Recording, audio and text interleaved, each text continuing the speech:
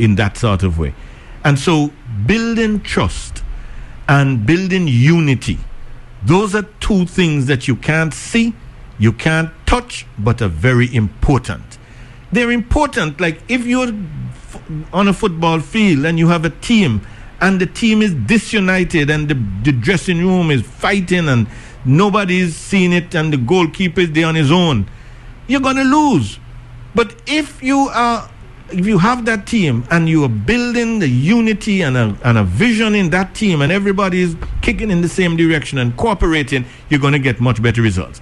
This comes to style of leadership, and this is why I am so critical of the style of leadership of the present Prime Minister, because everything that he does, it creates disunity. It splits people apart. It tends to undermine trust and confidence. And we'll come to that, I'm sure, in a few minutes. Even the way the vaccine was rolled out, how he took it, his most recent admissions, we can probably get into that. But the point I'm making is that, because these are some of the liner notes that I have here that I wanted to look at. And of course, we speak of the vaccine and we speak of people getting vaccine. You were vaccinated. Yes. Okay. So I'm saying, Dave, the absolute requirement at this time is leadership that will do things that will bring people together, not split people apart. Now, when we look at, of course, what's so wrong about the Prime Minister that he got vaccinated? Okay, no. What is wrong? Because I'm hearing a lot of chatter, of course, that there was some illegal stuff. I don't know the details. But the Prime Minister was not the only one who got vaccinated when he got vaccinated. Okay, but he's the leader of the country. You see, he's the leader of the country. And people follow the leader. People look to the leader for an example. Now, we all know that there's a high degree of skepticism about the vaccine.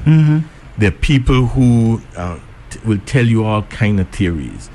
What they put in the vaccine, and they put in aluminum in your body, and they put in a chip in your body, and others tell me that Bill Gates was here and he left a lot of money just so that he can kill off the people, and these things. Bill Gates was here with. Well, look, I don't really want to go down that road. I'm just saying, right? There's a lot of skepticism. There's a lot of rumor mongering, people saying all kind of things. That means that anybody who is going to roll out this campaign, they must understand, take into account all of that. And so we have to roll it out in a way that is going to enhance public confidence in the process. Do nothing that is going to undermine public confidence. So we were told about the AstraZeneca. There are people who already were reading that Belgium had banned AstraZeneca, France had restricted the use of AstraZeneca. This other one say AstraZeneca is not good. So people already, those reports were coming out. We were talking about the skepticism. Yes, and I'm saying in those circumstances, the leader must lead by example, and he must lead in a way that people become confident, more confident, not less confident. So here it is now. People are hearing about this Moderna.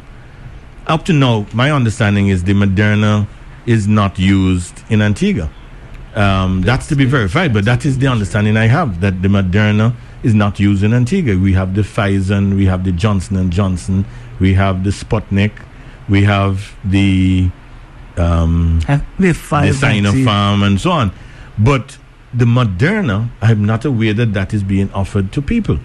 Now, here it is, we hear the Prime Minister now telling us that he participated in a highly illegal process whereby he was able to get a vaccine that was under embargo. In other words, it should not have even left the United States.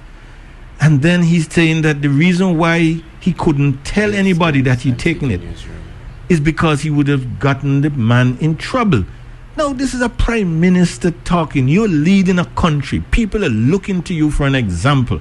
And your example is an example of illegality. Your example is an example of illegality.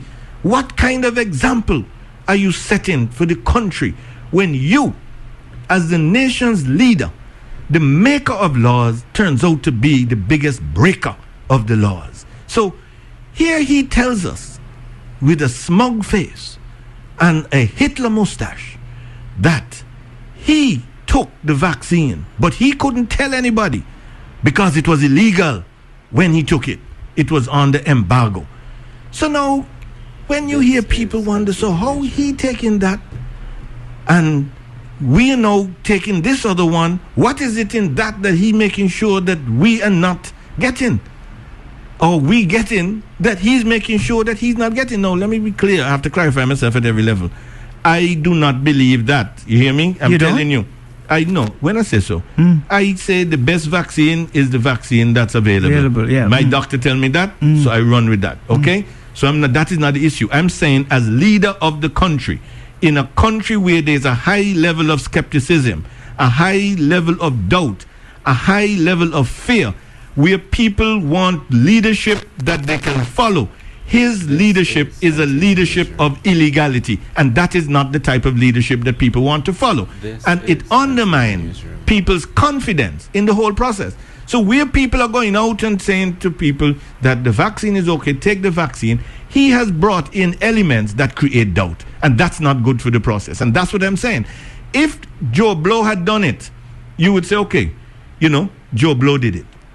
But when the leader of your country does it, that's a different matter. And I challenge anyone to point to me another leader in the Caribbean and maybe even the world where the vaccine rollout was done in such a way that the leader took his in circumstances that he admits were illegal, unlawful, and should not have been done. Is that any kind of example for the leader of a country to show to the nation, and then to come with a heavy hand and you bring in a heavy mandate on people, and you're saying to people, if you do not do it the way I say it should be done, you will not eat, you will not have a job, you will have to go home to your country, to your household, and the cupboard will be bare and nobody will have anything at all to eat. I'm saying he has not earned the moral authority to take that type of action against people, because he himself, by his actions, he has undermined the very process that he is trying to promote. And that is why I said that the style of leadership, I think, is very important. What people do, he's talking too much. Recently, he was talking about people at the hospital saying they're going to die. That there must be 8 people, some amount of people, he said that there. No, how inconsiderate can you be?